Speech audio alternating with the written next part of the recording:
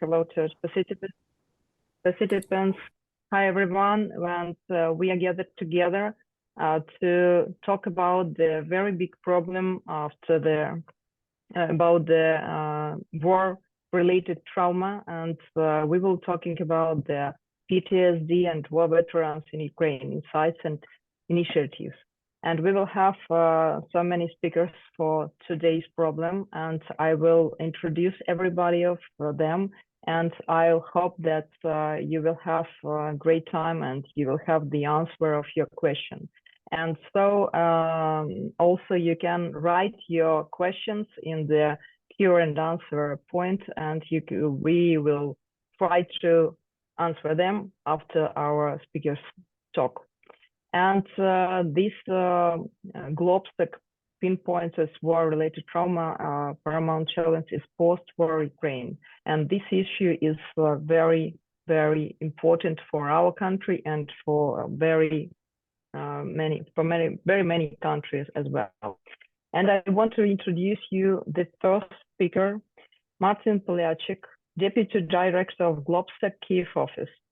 And key presentations of global news report scars on the assaults, PTSD and veterans of Ukraine. Martin, please. Okay, I will start the presentation. Share. Okay, so this works, right. Okay, thank you very much, Olena. I will very briefly go through some of the findings because if people have seen the report or they will see it, it's 70 pages of text. So we really can't go through everything, but I hardly recommend people to go through it and see it, because just like with the demining report we did a few months ago, this one also not only studies the issue itself, the substance, but also the preparedness of the Ukrainian society to deal with the issues that are detailed in the report. So let's go through the main findings that we would like to talk about today. The Ministry of Health of Ukraine says that there are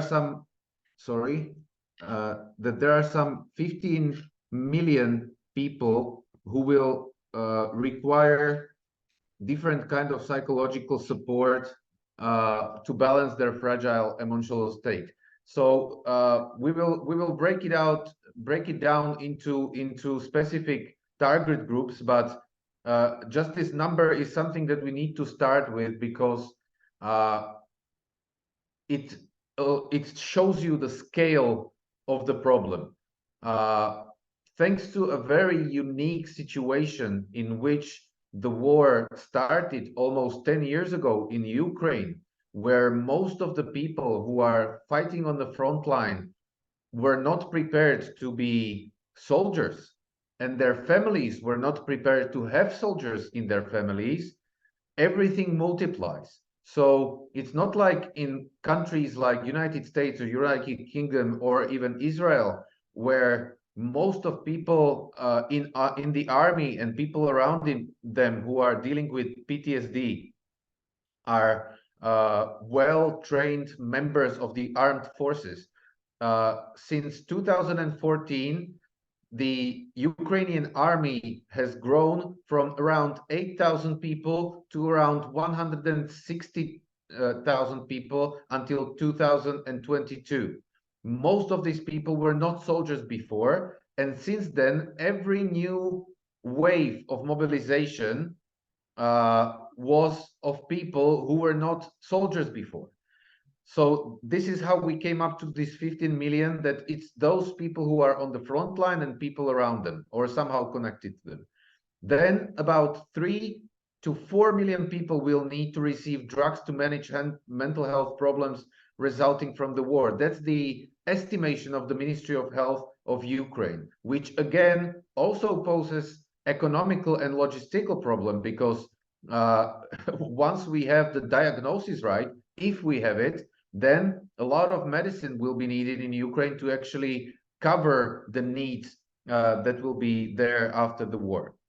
So who are we actually talking about, or what are the experience that we are talking about when we talk about war-related trauma in the Ukrainian population? What triggers it? It's of course the war, violence, the direct combat experience, and inflicting pain or killing another person. So not only being harmed, but harm others. Both these things are triggering trauma. Threats to life, of course, torture, which well, shouldn't be a part of a just war. It shouldn't be a part of any war because it's against the rules of actually engaging in war. But unfortunately, not only torture, but also rape and also castration are parts of the war that we see in Ukraine. Many male soldiers who are coming back from being imprisoned in Russian prisons are coming back castrated, and that is a huge trigger for PTSD later. Rape, both female and male combatants, but also civilians, of course. Forced isolation, especially on occupied territories.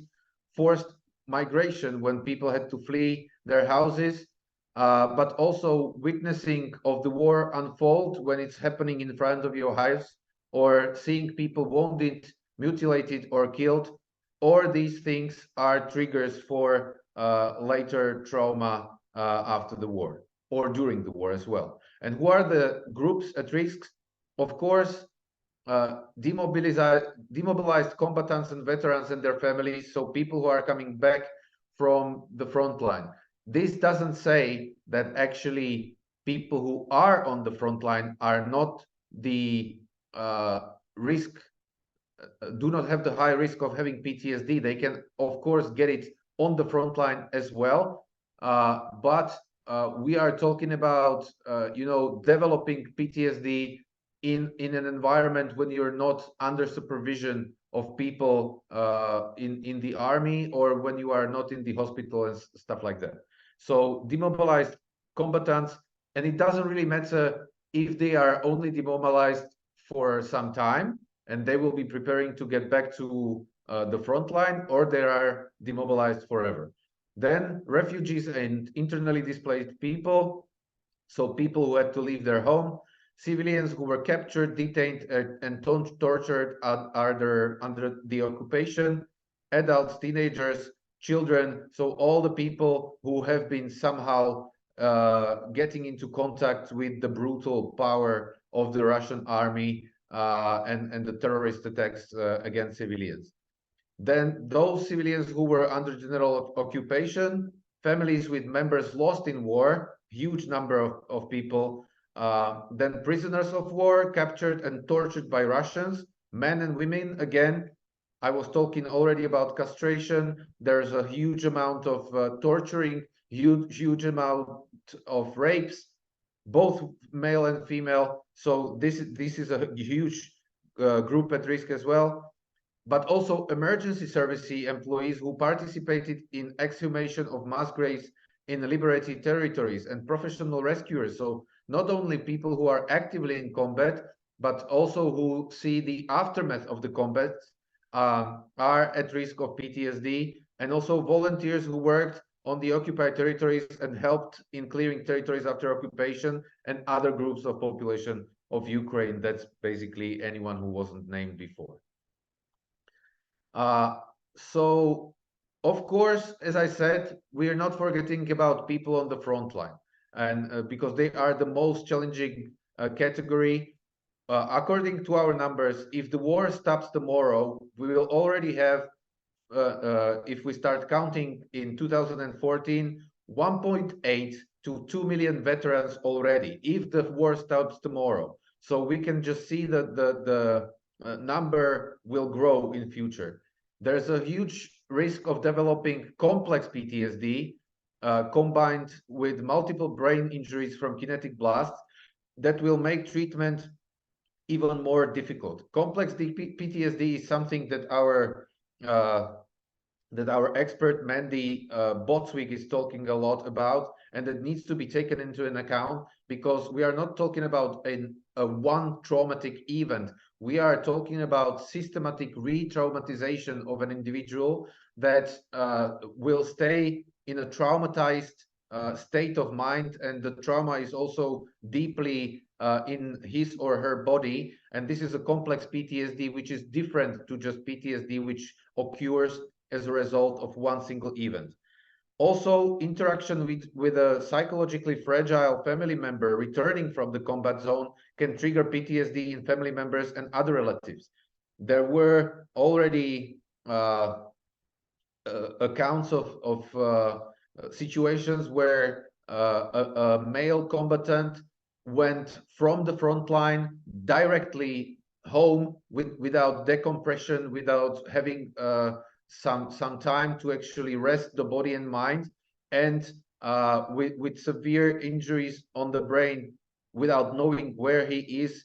He harmed or killed children and women after returning home. So it needs to be taken into an account that also people who will need to live with combatants returning home need to be prepared for what's waiting in front of them, and all these situations need to be methodically worked on in order to prevent future violence on family members or other close people that might be a syndrome of PTSD. The Ministry of Veteran Affairs says that we had 850,000 veterans before February 22. There were 305,000 veterans of anti-terrorist operation and joint operative forces in 14 and 15 until 22.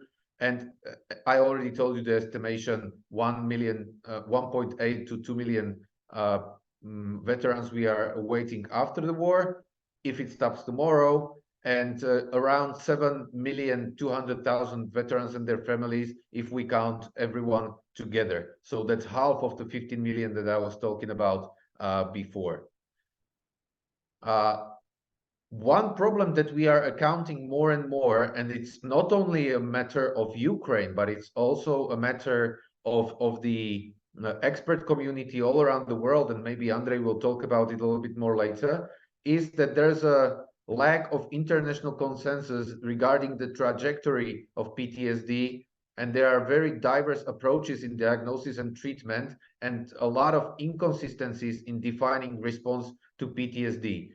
You hear something else when you talk to psychologists, you hear something else when you talk to psychiatrists, you hear something else when you talk to trauma specialists and neurobiologists. So a lot of this needs to be solved in order to have some basic consensus among many professionals that have various treatments for PTSD. So the science need to now decide which which approaches work the best, and then they need to be methodologically interconnected with each other for the best results.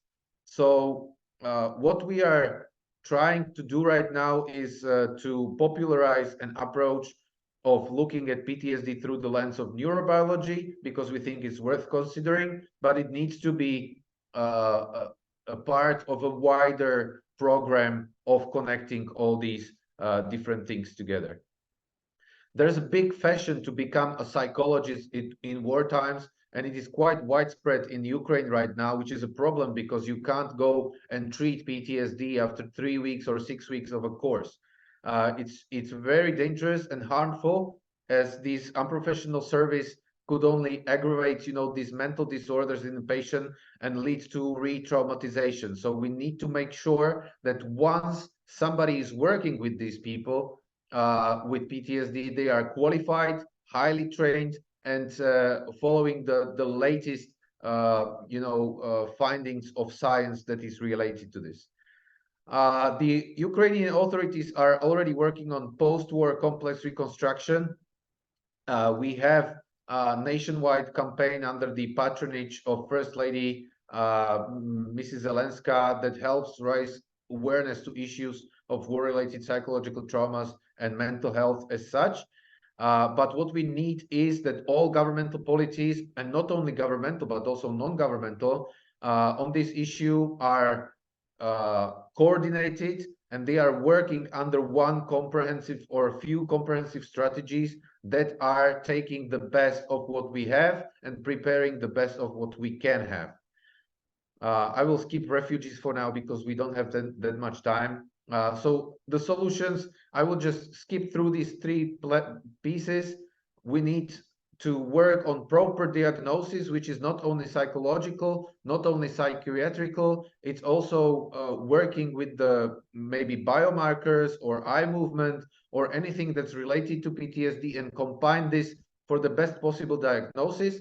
Then we need to get the best of psychology, psychiatry, social work, art therapy, name it, to have the best line of treatments for people with their individual problems with having PTSD.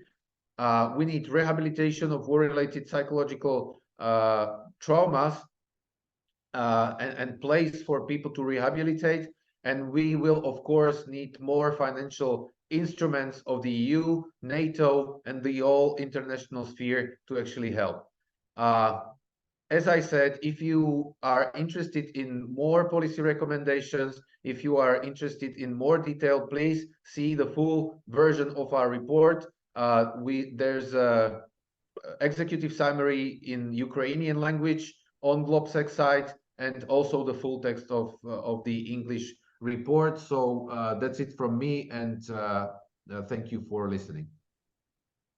Thank you, Martin. Thank you very much. It's very huge problem, really. And you also very correctly said about if the war stops tomorrow, but we don't know if it stops and when it stops. And these amounts will be growth and growth, and unfortunately, and all of the member of the families, they are under the PTSD as well. And the problem is that we haven't got very high qualified psychologists, and we haven't got so many high qualified psychologists to help them.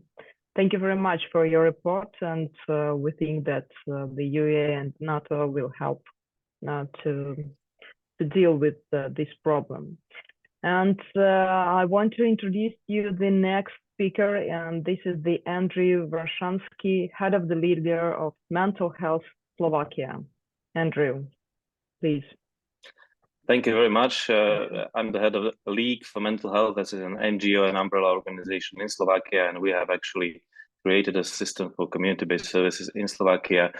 We hired a lot of Ukrainians across the borders and used their experience of actually leaving the country to the benefit of other members of the Ukrainian community, because the principle of shared experience is the founding principle on which we work and on which all the modern systems of mental health care are actually based on.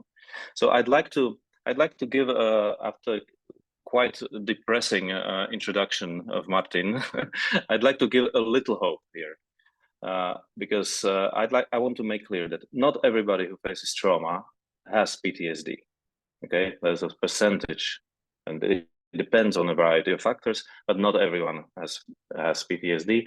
A lot of people actually recover from trauma by themselves, which is fantastic, with a little psychosocial support.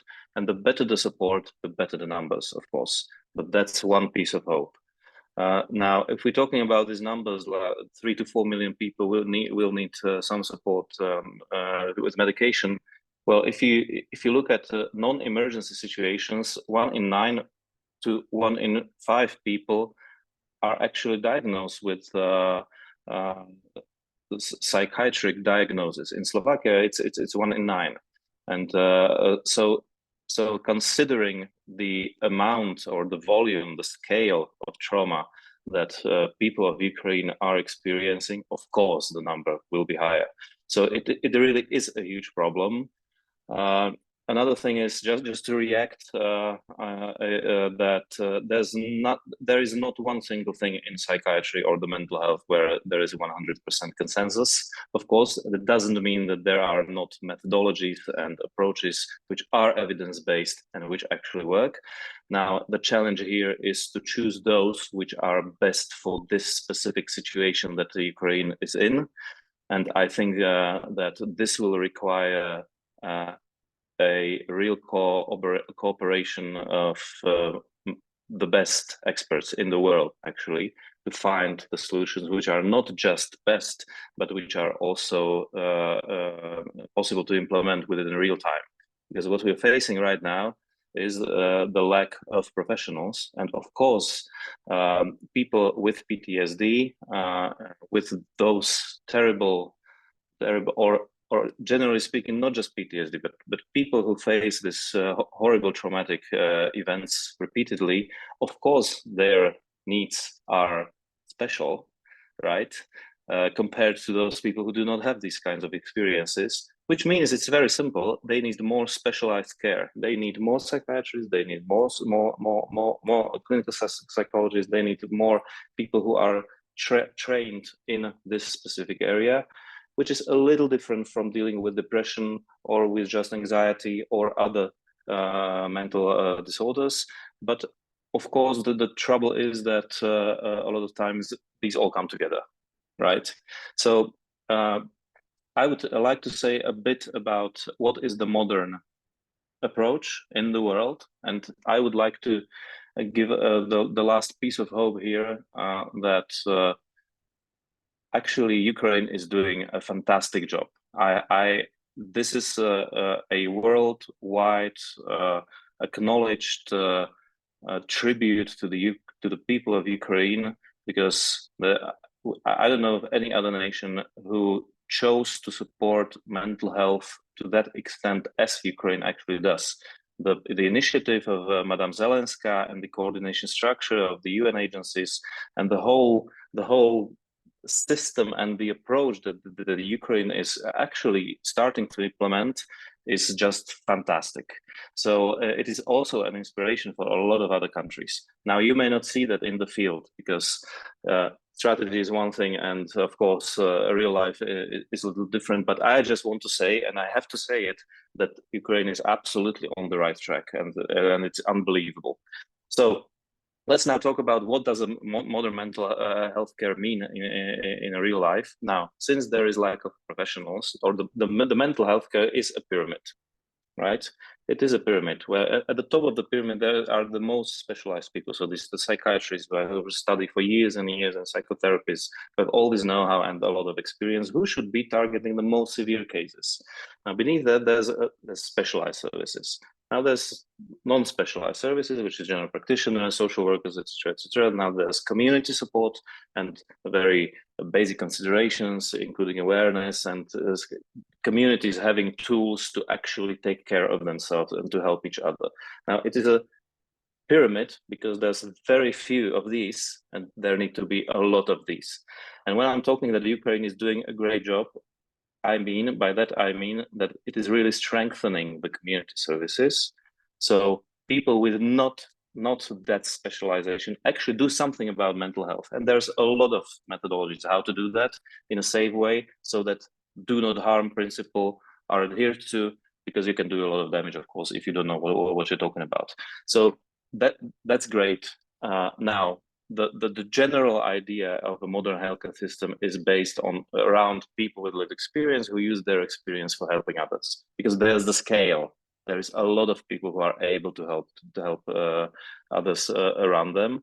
Now, the situation, I think, the problem we are facing in Ukraine, within Ukraine, the largest one is that there are so many people who need the specialized services, and that's where I'm coming back to what Martin was talking about and what this whole workshop is about.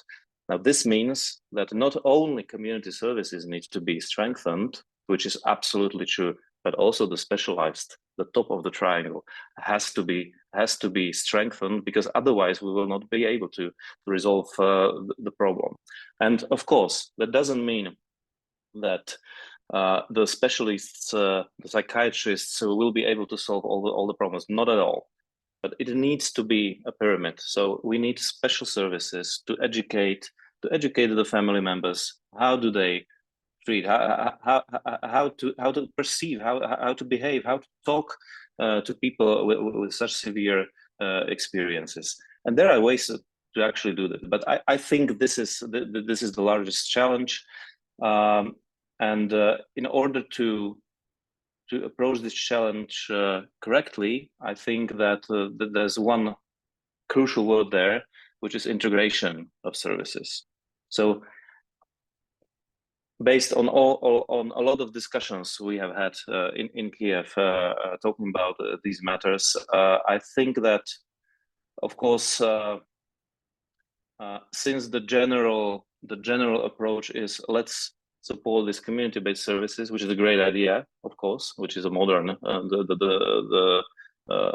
on which the modern mental health care are based. I think more focus needs to be placed on actually the specialized services which are integrated with the various layers of services. So something should be done by psychiatrists. All right, what is it exactly? Let's find the best tools to do that in this situation. Something needs to be done by psychologists. Okay, what is it exactly? Let's divide it, let's break it down into, okay, there's no monopoly of one correct method for everyone, but there's a few that actually work and are evidence-based. But there's also the community services. So you need a different approach to people who are living with a war veteran than to people who are not living with a war veteran, right? So how do they talk about things? They need a lot of training, and of course, you need the very basic layer for awareness, for giving the communities. By communities, I mean schools. I mean employers. I mean local communities. Tools how to actually provide support to others, because that's the only way and that the scale is achievable.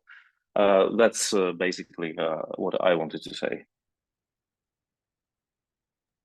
Thank you very much, Andrej. And you know, when you were talking, I was thinking about that. Unfortunately, we haven't got a world practice about these kind of traumas and so on. We haven't got it because when the war started, we used the practice from Israel, and but we haven't got the same situation in any other country. We only in Ukraine. And you're right that we need to influence in some kind of people, some of community, and so they could influence in the other people. And you know, as a coach, I work with a lot of with a great company, and we start to talk about the mental health from the 2018, and these people who were thinking about the mental health before, they were, I would ready, a little bit ready for such way, and they could support their family members, and they could support their friends and so on. And your insight is your topic is very interesting. Thank you very much for this. And I'm agree with Martin that the amount is very, very big, huge. I could tell huge about all of the population of Ukraine, and but maybe this kinds of service will be good for. We could start with this. I think that we could start with this such kinds of service, and then we will see how we could how many time we need to take this problem. Thank you, Andrej, very much. And now we have another speaker, and we are waiting for Borys Khmilevskyi, the active combat medic, head of Paralegals of Ukrainian network. Borys, Yes, hello, nice to see you, like everyone. And we come from the science side to the field side, and I'm like now service in Ukrainian army, and I'm like combat medic, and also I have military experience in the east of Ukraine. So like I work a little bit with combat stress and PTSD, and it's my like first point. What I want to start is extremely important to separate the definition of combat stress and definition of PTSD, because it's a lot of misunderstanding in Ukraine and in Ukrainian army, because usually when people feel combat stress, which is like normal reaction of your body to the stressful situation on the front line, and people can react like in many ways. Like some people who was well prepared before this, they can be like absolutely calm and okay with everyone what's happening around them. But some people, and I see this in my like real experience, can demonstrate some like psychotic reaction, be absolutely deprived from reality, and do a lot of stuff which people recognize like PTSD, but it isn't. Because we can speak about PTSD just when your trauma like it's stopped, because it's like post-traumatized syndrome, and usually we should like back to some like kind of safety and normality to start to speak about PTSD, and it looks like impossible in our situation where we service now, because I want to share like my personal experience. I spent like several months near to Crimea in the Eastern Front line, and maybe more than half of our combats have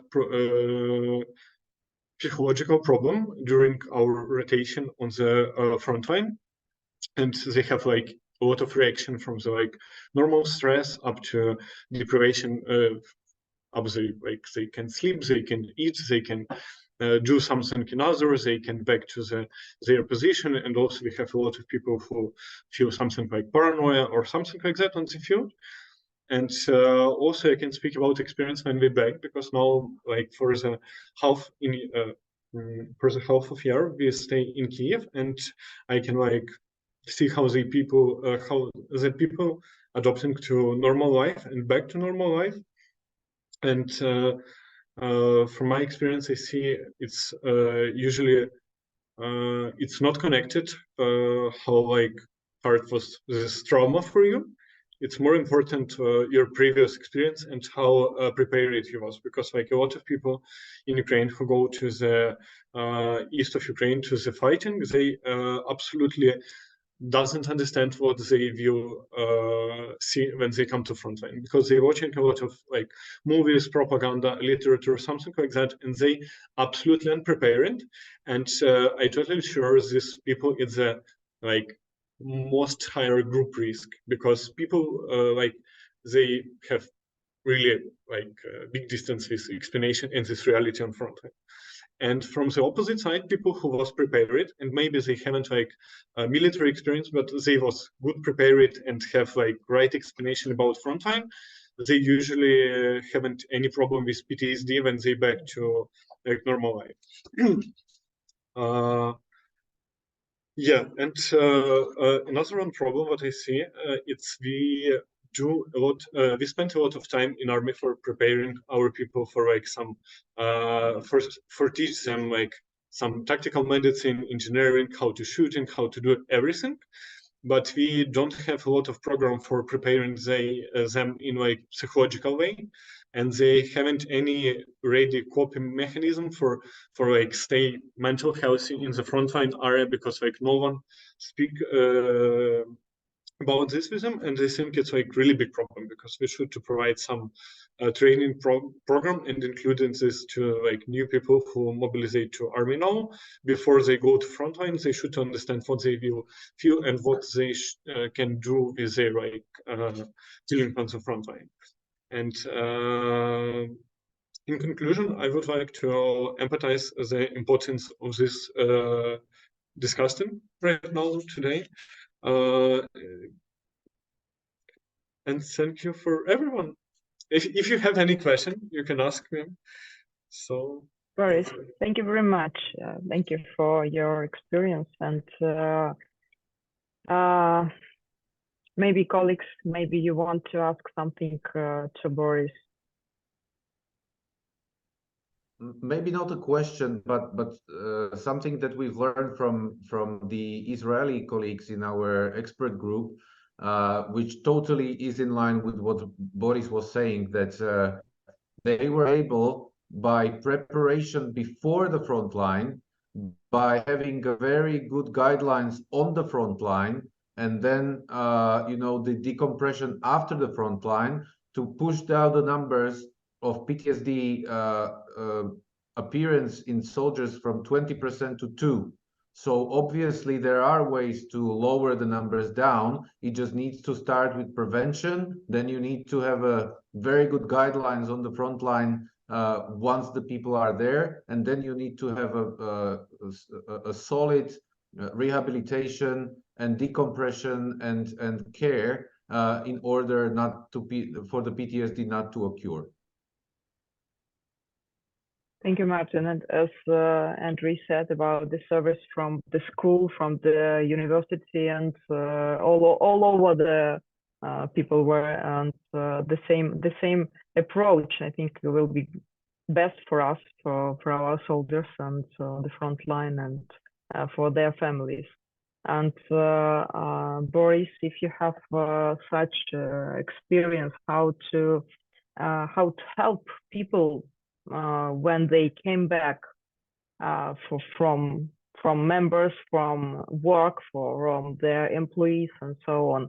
Maybe you have some practice in this way.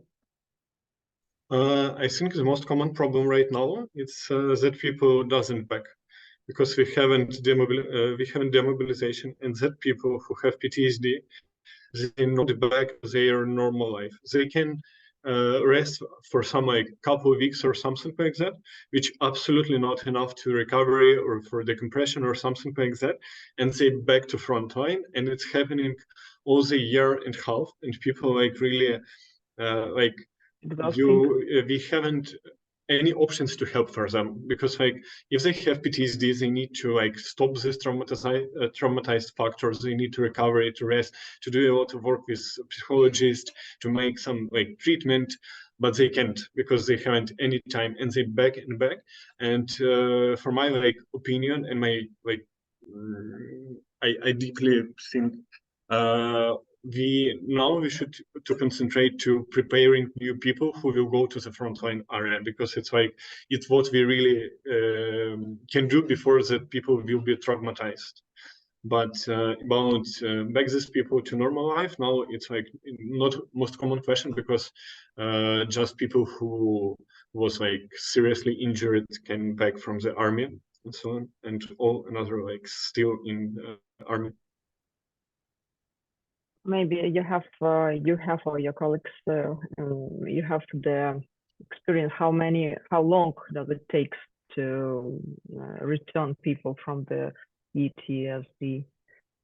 In my personal experience, it's usually for people who how to say correctly, who works with this and try to do some psychology works. It usually takes from 3 to 6 months. In my personal experience, and also it's not my first time with something traumatized events, because also I was a volunteer medic in the Revolution of Dignity, which was so traumatized too, and also I was teach people a tactical medicine in the beginning of this war 10 years ago. So I have something like PTSD. I worked with my psychologist for maybe 4 or 5 months, and that 95% of the symptoms it's gone.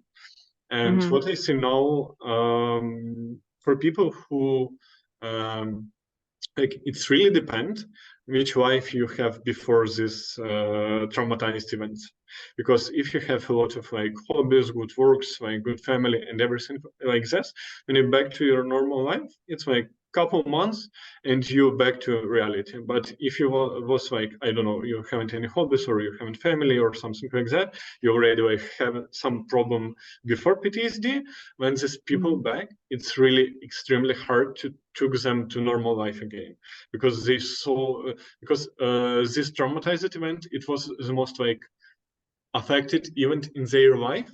And it's so hard to like, I don't know, to change it, because they haven't any like new experience. Because for me, like we have possibilities now to go to vacation abroad from the army. And for example, when I back from frontline, I go to Berlin for like 3 weeks, and it's really helpful because it changes your mind, and it's some like it's replace these memories in your brain to something better. Thank you very much. Thank you very much, and for your dividing your experience. I want to introduce you. I want to ask you to answer the question you have for the form when you could write the question if you have for our experts now, for our speakers. And now I want to introduce Liubov Matveichenko, General Advisor and Head of the Legal Department, spouse of Ukrainian-Russian War Veteran. Liubov, please. Hello. Your word. Thank you for having me today. It's a great honor. It's a great honor to speak today and to be able to discuss this important matter with such great people who do so much good for Ukraine. First of all, I would like, to introduce myself, how I identify. My name is Liubov Matveichenko, and I usually tell that I'm Ukrainian. And Ukrainian right now is not a nationality. Ukrainian right now is full-time job, and especially if to talk about being spouse of a soldier or veteran, it adds up. So you're a wife, you're a full-time mother and father in the same time, you're a daughter, you are full-time working person, you're also a full-time volunteer. So pretty much you do a lot of job. But how Martin said previously, most of Ukrainian families and women were actually not prepared to this. I was not prepared 100%. My husband, he was CFO of a big company. He held MBA from US University. He was a high professional, and I never in a million years saw something like that coming along. And I even didn't have a yes in the process. Like, it was his decision. He made this decision. He went to the front line, and I was there to accept the decision and live with it. And he was at the war for exactly 1 year, 8 months of which he was on Bakhmut direction. And the first time I had all night sleep during that time was when he got to the hospital after getting a concussion. That was the first time I had a sleep, and I was actually a bit embarrassed of myself because my husband got a concussion, and I'm kind of a bit happy inside because I feel peace, which I didn't feel for 4 months in a row. And that's something I didn't know that would be happening with me. I didn't know what would be a reaction of my body. And I didn't know how my kids would react, right? So when my husband had this first concussion and I was having a call with him in our car, my kids were in the back seat, and we have 2 kids, 8 and 6 years old. And my daughter, she had this book, a thorough psychological book of how to deal with stress and how not to be afraid. So I was talking with him, trying to be very careful because I was aware of the kids. And when we came out, I hear my daughter reading the book, but I knew she didn't have the book. So I turn around and I see her reading this book from her heart. So she memorized it, and she was so stressed and so scared of the experience, right, that she was just trying to calm herself down. And up until that moment, I didn't realize what she was going through. And when my husband, you know, when he returned from the war, like my kids, they had very careful reaction, and we didn't know like why was it happening, right? So we kind of, well, okay, that's their way of reacting. And then I think 3 or 4 weeks passed, and my son, 6-year-old son, he came to Ivan and he told him, you know, I always knew you're going to return. And that moment, it totally broke me, because this is exactly what is Martin talking about. We were not ready. But it's not the only thing. Ukrainian families are not ready and are not prepared to. Pretty much this period of time, it's not long distance relations. It's a full-time separation. And now when people who knew my husband before the war, when they meet him, they tell me, hey, you know, Ivan changed. And, you know, my usual answer is I changed as well.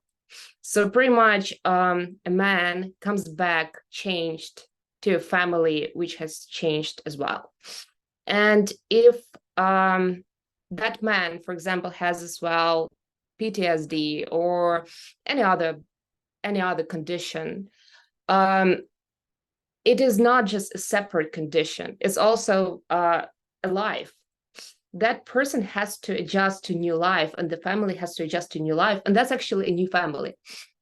That's not the same family you had for 10 years. That's absolutely new family, and you have to live in that family.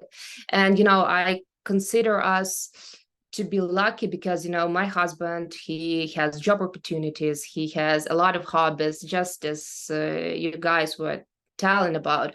But I know many families of guys who were fighting along my husband, who, you know, injured men come back home and they have to go to work to construction site, even though they're not in health condition to do so. They don't have solid and stable income.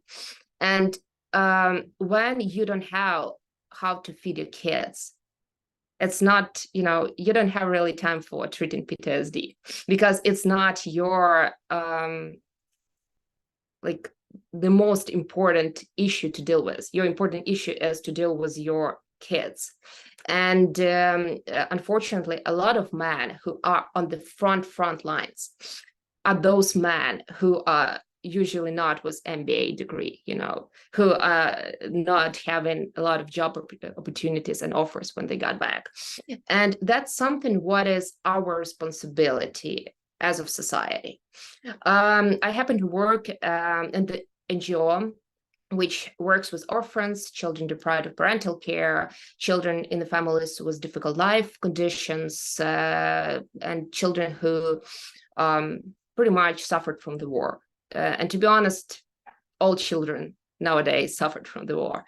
But for us, the families that have such big traumas as PTSD, and these traumas are not treated, and overall with the traumas that are not treated, they are high risk, because it means that we will have sooner or later, if no prevention methods are there in place, we would have to deal with the kid. So it's very important to stabilize the family.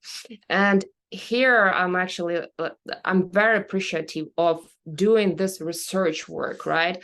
The research you did is something fundamental for the NGOs that have to step in, because the projects and work that NGOs do, it's not supposed to be based on, you know, like group of managers sitting at the table and discussing, hey, how can we help? Let's make a guess. No, because it's not a way to success. It's not a way to be efficient. It's not a way to have a positive effect. The work will be really good only when we know and we come from the need of the group we want to help with. And only the research, it's a first step to identify what the need is. So I want to congratulate you guys on such research, and I want to congratulate our NGO community and actually overall Ukraine, that we have now 74 pages book pretty much to look into and to make correct decisions of how we can help. Of course, we as NGO community have to come together and we have to work together, because it's not the efficiency of each separate NGO. It's not like how good we do our job. We can be 100% efficient in what we do specifically, but if the market overall works at 20%, we are only as good.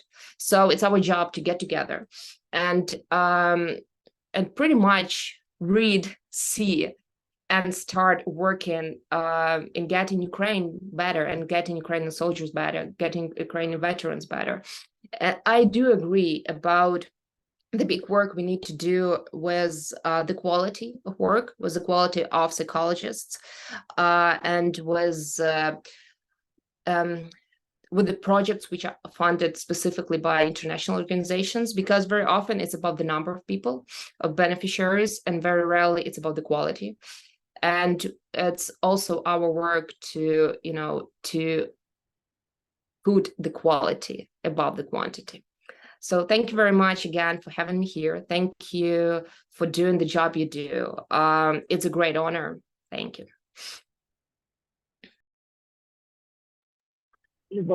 Maybe I'd like to step in with a comment, Yeah, sure. because that's very interesting to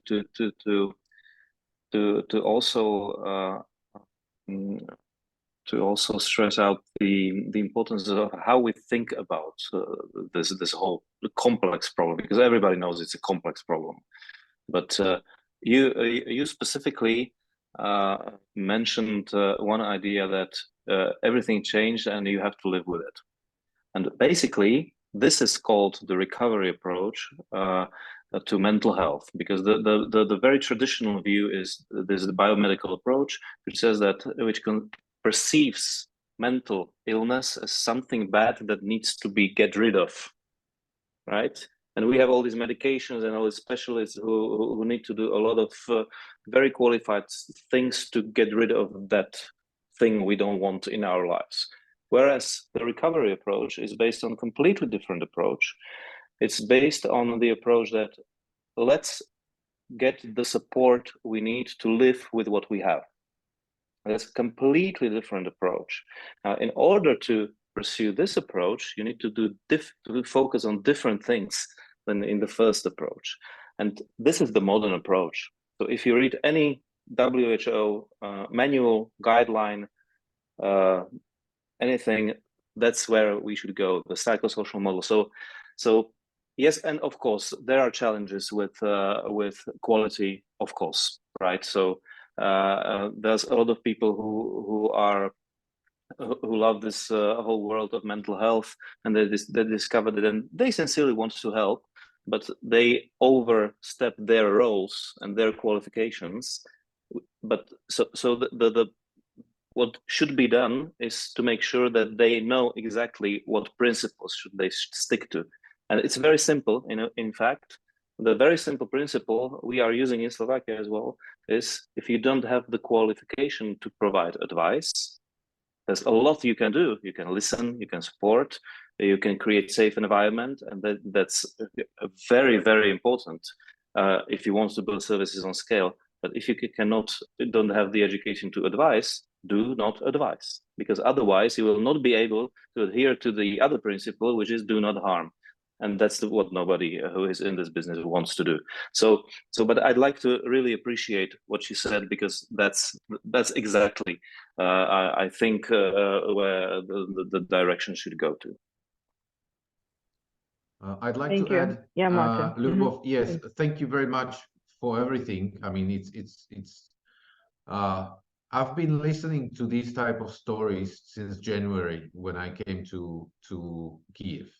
All the stories that we had to hear when we were working on the demining report about booby traps and grenades and toys and stuff like that, that was the first wave. And now we're listening to stories like yours, where,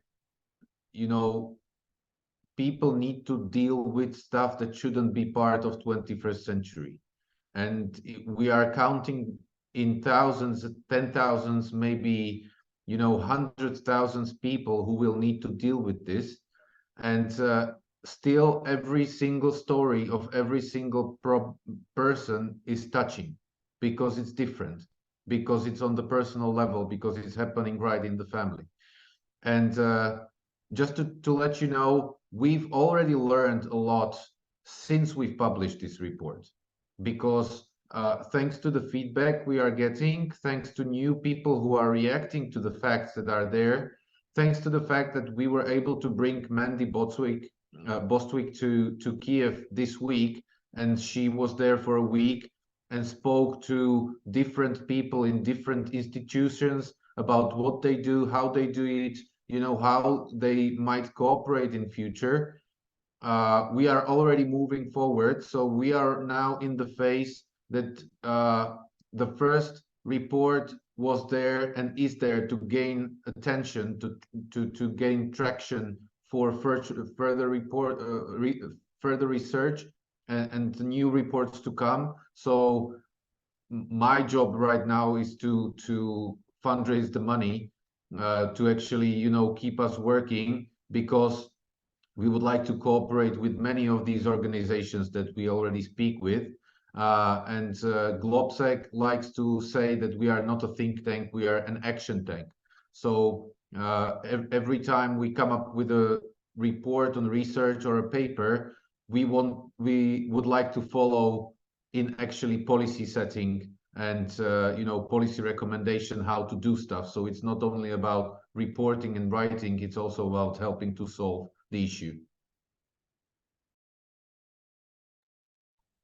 Thank you, Martin. Thank you, Liubov. Thank you for you to be frank, so frank, and thank you for your story, really, and for your viewing how we could solve this problem. Thank you very much, all of us. And we have the question for Borys, if you please, Borys. So what do you think can be done to prepare combatants better before they go to the front line? Are there any successful practice already? I didn't know about any successful practice already, but you know, like, for example, Azov battalions, they have like incredible good preparing program for their soldier, and I totally sure they have much less problem with PTSD in their units than in other units, because people was really ready for all what they will see on the front line in way like how they can do this. Because, for example, even in my experience, like, you know, I was like well prepared before I go to frontline, and I expect all what I should to see or what I do. But and for example, for me, it was absolutely fine when I have, I don't know, like 10 evacuation per day with 10 casualties. But when happening like one day when we have big battle and I have like more than like, I don't know, 30 casualties, a lot of blood, everything, it was traumatized me, because I didn't expect like something like that. But maybe if I be more prepared for all of this, it will be not traumatizing. So I think we have a lot of good examples of good trainings program for new people who will go to frontline, like in Azov or in another battalion. And also, I think we should speak more about this, because people usually accent their attention to like medical trainings, like tactical trainings, like all kinds of trainings, but not psychological trainings, because like they expect these people come to army, so they like ready for everything, but it doesn't true. And a lot of people have mis explanation about war and army, and they dreaming about something another which like doesn't connect it with real life. Thank you, Borys. I think that nobody were expected, nobody were prepared for follow this trouble. Thank you for your answer, and we have another one. Very interesting discussion. I would like to ask, how can we educate the society about mental health and PTSD? Is it not a very common and popular topic about older generation especially? And there are some campaign on raising awareness, but can we do more about this? Who wanna talk? Who wanna answer, please? Andrej is the expert here. About mental health. Well, it's one of these questions which are very simple, but the answers are not that simple because every simplified answer is just misleading. So there's I think the trick is that it's a multi-layer thing. So it is impossible to resolve the problem by only addressing one part of the problem, right? So even if everybody who came back from the front line had the perfect support of all the professionals in the world, the occurrence of violence and the occurrence of substance use and all the bad things that you can think of will increase. So that doesn't. It is essential to improve these kinds of services, but it will not solve the problem.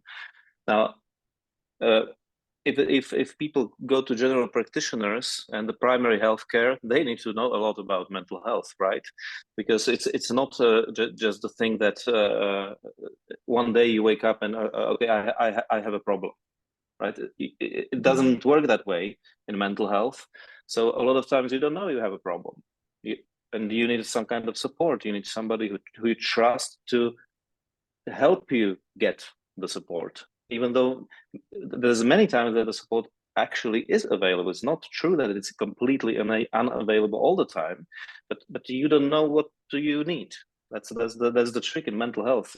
Sometimes you can never tell, right? So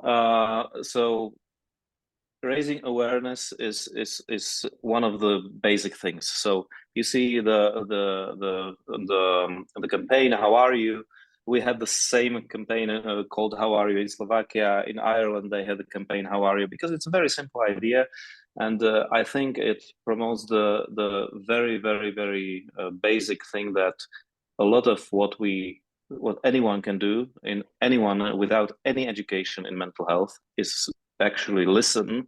If you are interested in the other person as a living being, as a human being, then you are able to listen. And listening is a fantastic thing, because through listening, what you do is you create a safe environment for the other person to actually talk about what is on his or on her mind.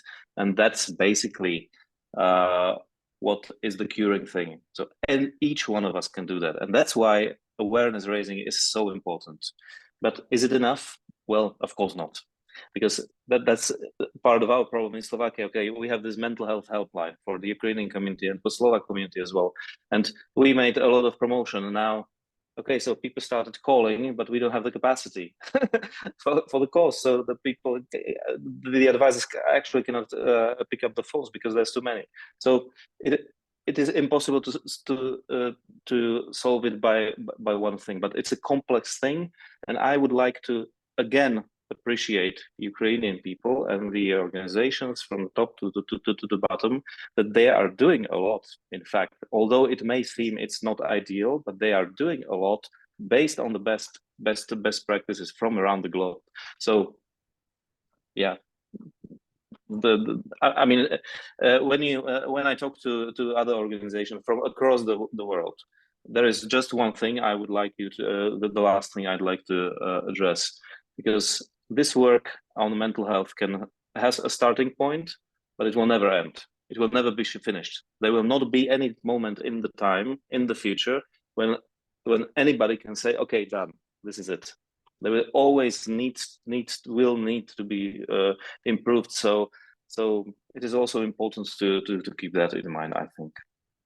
Yeah, I will just share it. And I haven't answered the question, of course. Yeah. I will just share an idea that I keep thinking about a lot, because it connects to my previous work when I was, studying education systems in the world, and it's connected to this topic.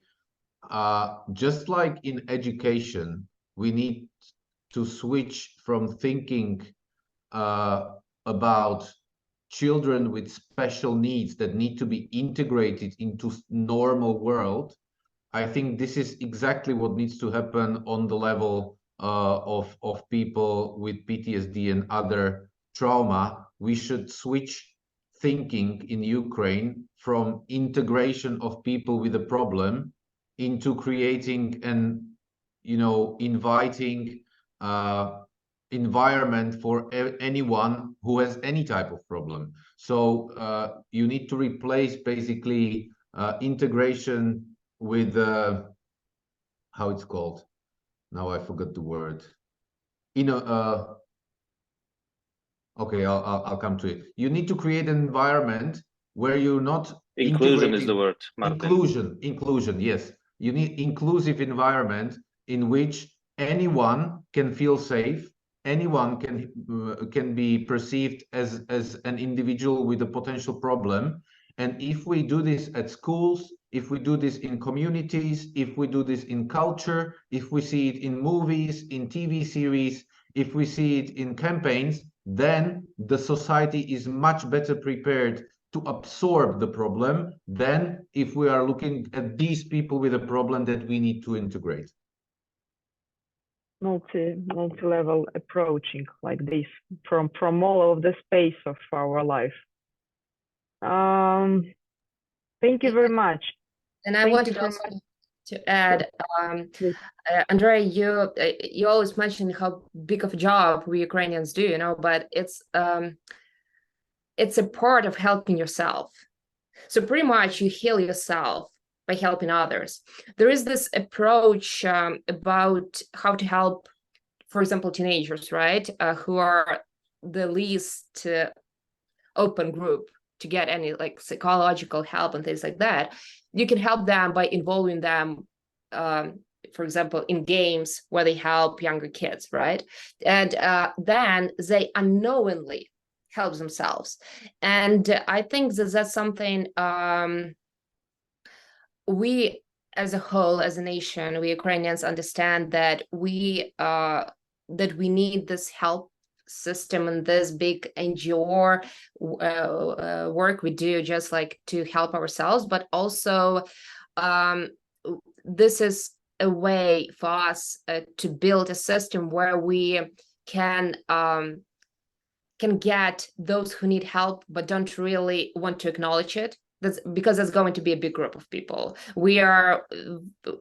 We come from Soviet background is the end of the day, and our men are not as open as Western men to acknowledging their problems, right? So one of the ways is actually get them help by allowing them help others. Thank you, Liubov. Thank you. It's really a big problem what you're talking about, that our people, Ukrainian people from the Soviet Union, back, we haven't their not opportunity, permission to ask for the help. Yeah, it's like it's not normal for our people, for men and for women as well.